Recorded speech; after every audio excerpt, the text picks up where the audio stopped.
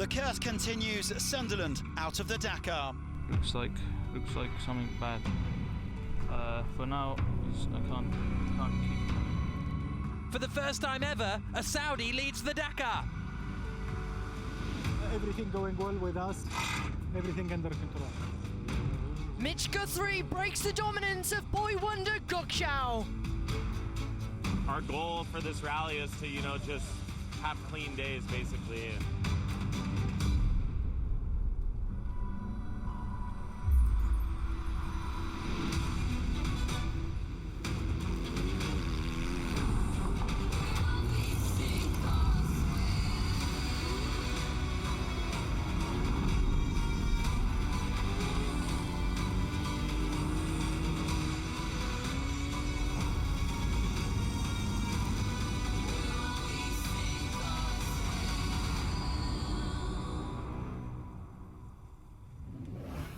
Stage 4 is the shortest of this Dakar so far, but with 300k against the clock and more tough navigation, it'll hardly be a walk in the park. The riders will also be thinking about tactics for the 48-hour chrono stage, which is looming in the empty quarter on Thursday and Friday. Stony pistes and dunes on the menu.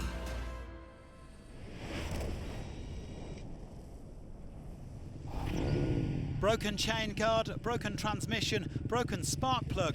Mason Klein had a real day of it yesterday. You okay? Yeah. You need water or anything? No, I'm okay. The bike assistance is just over the other side. The American thought about throwing in the towel, but it's not his style. I was saying I was done, right? And then Fang came, another co-rider. He started towing me, and then we got to the dunes. And obviously that didn't work so well, towing a bike through the dunes with another bike. I feel like you wait all year to be here. You can't give up. Size of the swing arm pivot? Awesome. I did build this bike from the motor up. Cove handed me a motor and a frame. They said, build your bike. Obviously, I don't have the experience that I needed to be able to figure it out so quickly.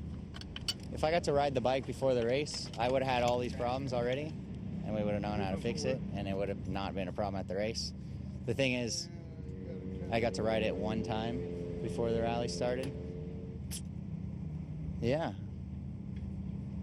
Anyways, we made it.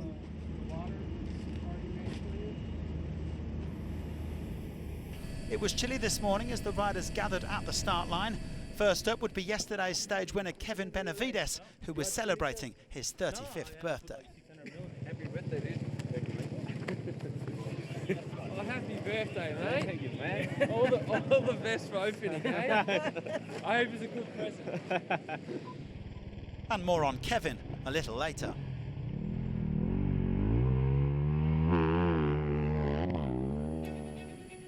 Mathieu Dauvers is riding his 4th Dakar this year as part of the Bass World KTM team, and he joked today that it's still as hard as ever. The Frenchman is hoping to crack the top 20 for the first time in 2024. He noted that the organisers are putting real emphasis on navigation, and that's one of his strengths. An impressive effort to come 11th today.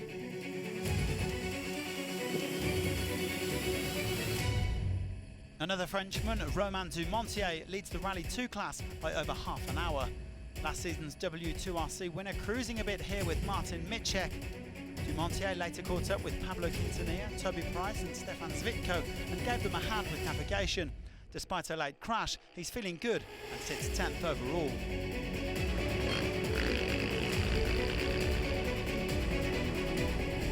The Sherco factory team lost their leader, Lorenzo Santolino, a few days ago, so it's Rui Gonçalves who has now taken centre stage for the French brand in Rally GP. He said you had to pay really close attention to the navigation today and that everybody got confused at some point. The Portuguese was 8th on the day and he's 14th overall. Well, Skylar Howes lost around 10 minutes today, saying you've got to be on your toes in every single kilometre here in Saudi Arabia. Joan Barreda has had a few issues in the past days, notably with the Sentinel system that warns of other competitors nearby.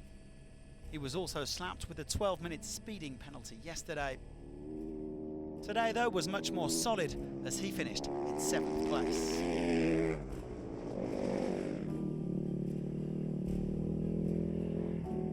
Bang Bang enjoying a bit of a spin with Luciano Benavides. He is just over 40 minutes off the pace.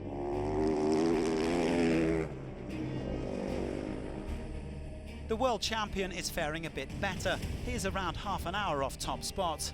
Luciano said he felt much better today than he has in previous days, and that he is looking forward to getting down into the big dunes in the empty quarter. The younger Benavides brother dropped around 7.5 minutes on his way to 6th place. He isn't right up there, but so far the #1 plate isn't treating Faster 77 too badly.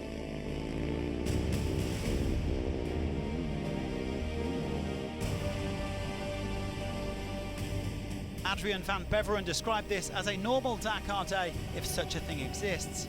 He didn't do anything spectacular, but avoided any major problems. The Frenchman said visibility wasn't always easy, with the sun reflecting off the white sand and fesh, but he had a solid outing on his way to 5th. He is also 5th overall, but he knows there are tough days ahead in the empty quarter. Now, this wasn't a great day for Ross Branch, as he was knocked off top spot overall. The Motswana had a first crash at 40 kilometres and then another one towards the end of the stage. He was just happy to get through without any major damage. In the end, it was only 4.5 minutes lost, so he remains at 2nd overall. But that hero was looking a little battered and bruised when Branch reached the finish line. Back to the birthday boy Benavides. The Argentine says he really enjoys opening the piste, and it showed today. Max 47 putting the hammer down and collecting 3 minutes and 42 seconds of bonus time up at the front. He was eventually joined as well by Ricky Brabeck.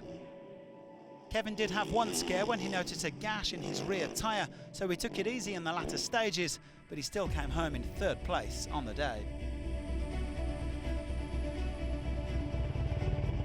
Brabeck has made a very solid start to this Dakar. Remember, the American won the first edition in Saudi Arabia in 2020, and it boasts a very similar terrain to where he lives back home in California. He spent around 150 kilometres with Kevin today and had some fun in these sweeping dunes.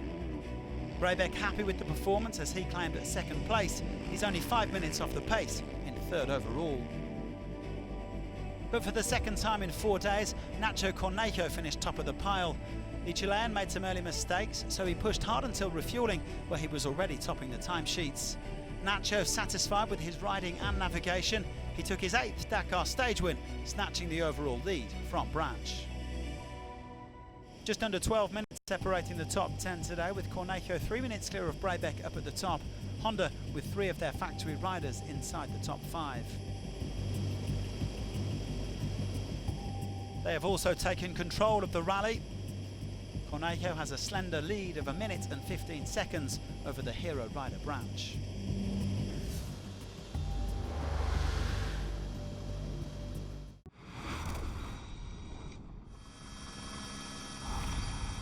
The service park in Al Salamia, where the teams had just 2 hours to work on their cars in this semi-marathon stage when they returned yesterday. Nasser Al-Attiyah returned with just 3 wheels on his wagon, as the ProDrive boss David Richards came over to inspect the damage. We don't have any wheel to drive. We have a free puncture. I'm sorry for this. We decided, there's a last day of the game, we decided. Al-Attiyah had used both of his spare tyres when he picked up a 3rd puncture. With less than 30 kilometres to go, he Gilles Villeneuve'd it back to the service park, rather than lose time by stopping. There was plenty of work to be done at Audi too.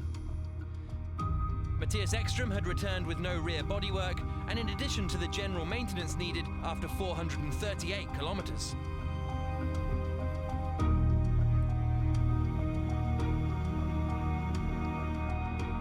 Then it was time to set up camp for everyone, including Yazid Al-Raji, the rally leader.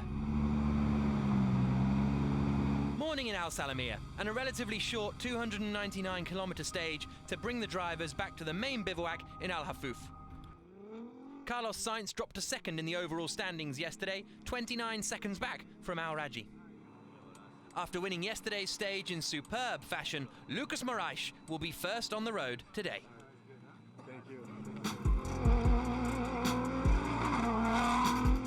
Opening the stage was a challenge for Moraes. It's easy to forget this is only his second Dakar experience, and yesterday was his first ever stage win on the rally. He finished stage 4 in 11th. There are 3 ProDrive hunters competing for the Yunqiang China T1 Plus team. Sun Ping was lying 32nd overall at the start of stage 4. And the results are improving. 18th on yesterday's special and 19th on today's has hauled them up to 29th at the end of stage 4. But there was problems for Romain Dumas. He and Max Delfino were having a strong rally, running 7th overall coming into today.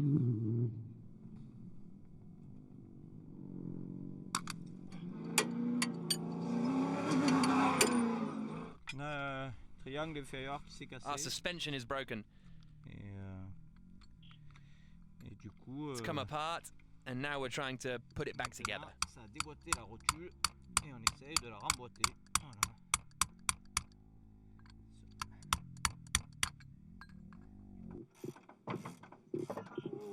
Repairs completed, the duo headed off. But they lost 2 hours. And now they're 2.5 hours behind Al Raji. Martin Prokop ready for the start.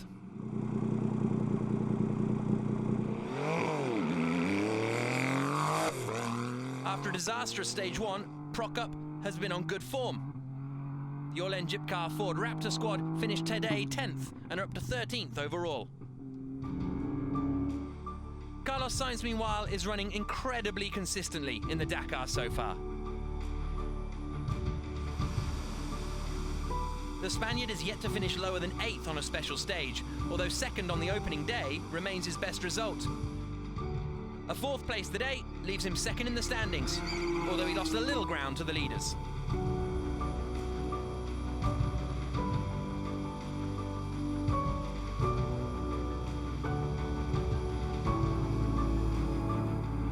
Nasser Al-Attiyah led the stage from the start, firmly putting the punctures of yesterday behind him.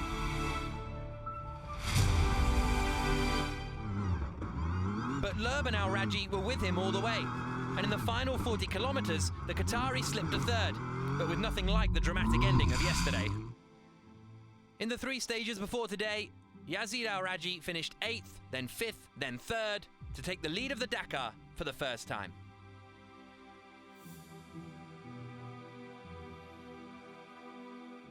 The Saudi gave his co-driver Timo Gottschalk all the credit for yesterday's win, as the experienced German guided him through the tricky navigation.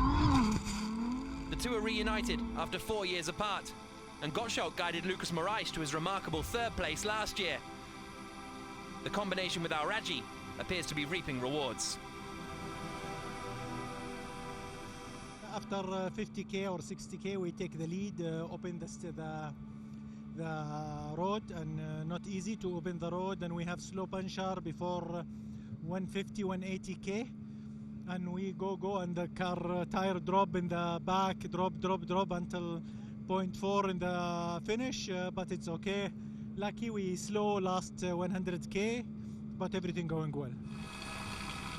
It's obvious to say, but when Sebastian Loeb doesn't have punctures, he's fast. 3rd in the prologue, 2nd on stage 2, and a win today proved the already clear fact that Loeb and the ProDrive Hunter make quite the combination. But they're struggling for the consistency that Al Raji and Sainz are achieving. Nevertheless, an impressive drive today, and evidence that even 23 minutes off the lead, Loeb cannot be discounted. I lost time yesterday, and the good thing is that today we managed a good stage, and that's important to get back into the game, to not carry on losing time, especially because we're getting closer to the big stages in the empty quarter. We couldn't afford to be totally dropped. We remain in the game.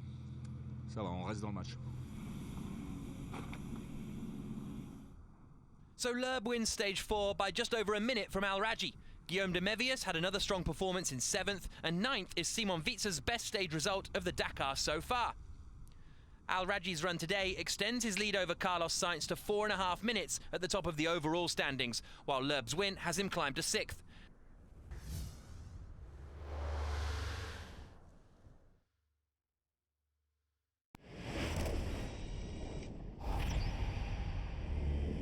It's It's only stage 3, and already many problems for many drivers. We ended up in a pretty decent position. You know, we can't ask for much more when you get a flat in the morning. So I'm happy with where we're at, and I think we made a little bit of time on the leader. And yeah, you know what, we're here, so that's all that matters for me, honestly. Navigation expertise will be critical today. Stage win delight yesterday. Today it was all going swimmingly for Mitch Guthrie, looking comfortable crossing the line in second until he was handed a 17-minute penalty. A missed waypoint and penalised for speeding in the liaison, he dropped to 9th. From 3rd to 33rd, the Dakar is ruthless. Meek in the OT3 overdrive had a price to pay after navigation complications cost him 1 hour and 43 minutes.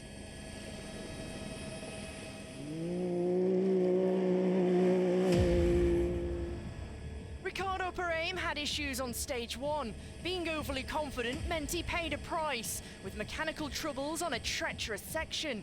Today, the Portuguese driver put that to rights, finishing in 5th.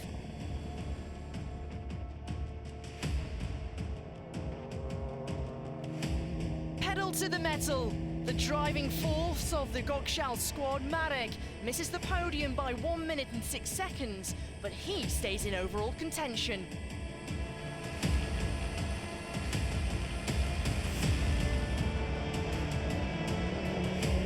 Way down the standings on stage 3, then hit with a 24-hour penalty. Ignacio Casales' fortunes changed 24 hours later.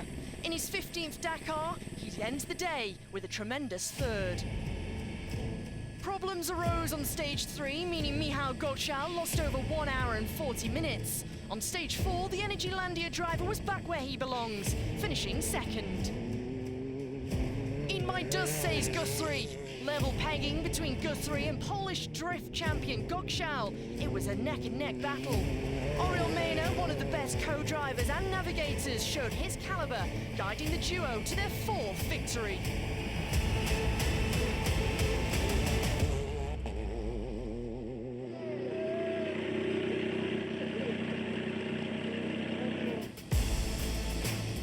Gokshal takes win number 4 of this Dakar. David Ziller finishes in 6th, with Saudi driver Ala Saif in 7th. It's still a Gokshal 1-2 in the overall, with Gutierrez dropping to 6th after a 15-minute penalty. Michał Gokshal re-enters the top 10 in 8th. Despite the short nature of the stage, the SSV fans waiting a while to see their heroes in action. When they arrived, it was fast and furious. Gerard Fares burst to the top of the overall standings after victory on stage 2 following Rodrigo Varela's missed waypoint. The Dakar legend searching his first title, so no risks taken. From a legend to on board with a rookie only 15 minutes behind her Catalan stablemate. A focused rather than chatty car ride. Sarah Price left many in her dust, but not quick enough to cling on to the overall podium. 10th on the stage, the American and co-driver Jeremy Gray slipped to 5th in the rankings. Now sliding into the box seat with Polaris' great hope, Xavier Desoutre fell from the top 3, but the Frenchman was intent on rectifying that, chasing down his rivals.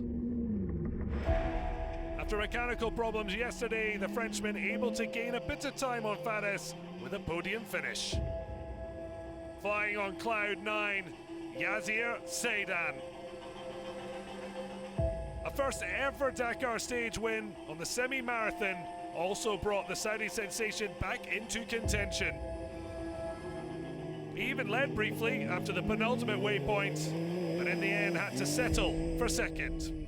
Top 2 in back-to-back stages and now within 30 minutes of the title fight. A fine couple of days for the home favourite. But the wait for a special Dakar spotlight is over for a young gun from Portugal. João Ferreira was in the dumps when he lost an hour on stage 1, yet he kept calm and carried on. With the guidance of Felipe Palmeiro, the pair taking a 4th podium out of 5 and a first win. From mechanical problems that blighted his rookie year in T3, Ferreira wins a Dakar Special in T4. Sedan switching places to Sutre third. That means Sarah Price slips to 5th overall as Brazilian duo Batista and Varela are moving up. Jerome de Sadler now in the wake of Fares.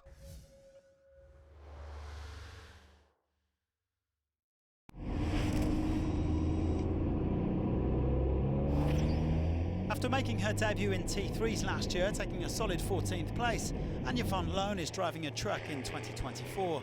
Part of an all-female crew with Floor Martin and Maria van Etterkoven, she's looking to gain experience, and being in the same team as the overall leader Jannes van Kasteren no doubt helps. With her husband Eric, a long-time Dakar competitor, absent, Anja is representing the Van Loon name in Saudi Arabia. Jaroslav Valter had a difficult day in the dunes yesterday. The experienced Czech lost his steering and suffered 2 punctures. That means that he's lost a little ground in the overall standings, but he fights on in the Tatra Phoenix. Today's stage was shortened by about 25 kilometres for safety reasons, so not all of the results are in yet, but Valter was on course for a top 5. Not the best of days for Martin Matchik in the Technology truck.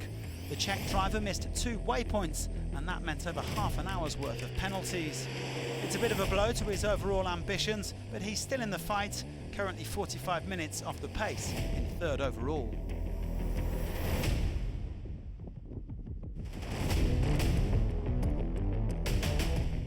Alice Lowprice and his crew described this as a very fast stage, but it wasn't always easy to navigate through the dust. They gained some time on Matchik and Van Kasteren when their navigator, Jaroslav Valter Jr., found one tough waypoint quickly, but a late puncture forced them to settle for 3rd place. Lowprice also slipped to 2nd overall. This was a better showing from Mitchell van den Brink, who has had a few technical issues since the rally began. He was 2nd fastest on the day, but still had a couple of hairy moments with navigation and got turned around at one point. Mind out for that buggy, Mitchell. The young Dutchman, an hour and a half back.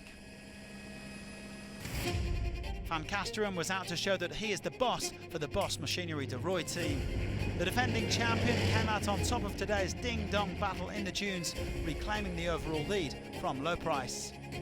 It was very tight midway through the stage, but problems for his rivals left JVK smiling at the finish line.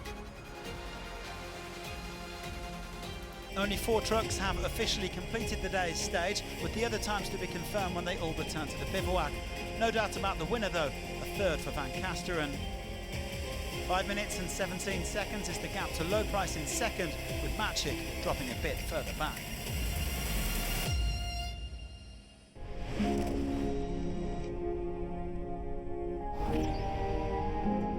Tomorrow, the trip to Shabaita, and a short stage of just 118 kilometres.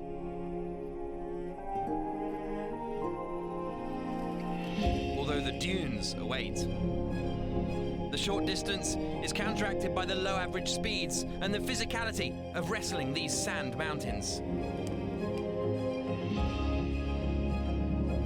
But for now, a return to the bivouac and relative civilization compared to last night.